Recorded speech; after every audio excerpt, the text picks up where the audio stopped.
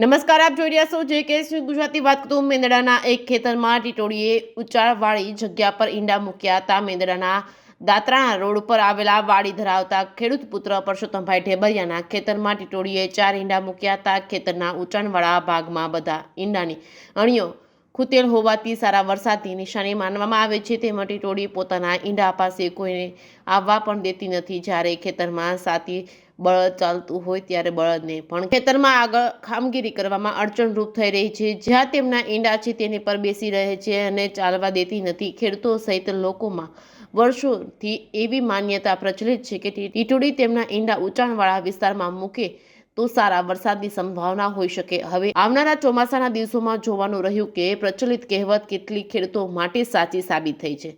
JKS news Gujarati સાથે કમલેશ મહેતા, મેંદડા.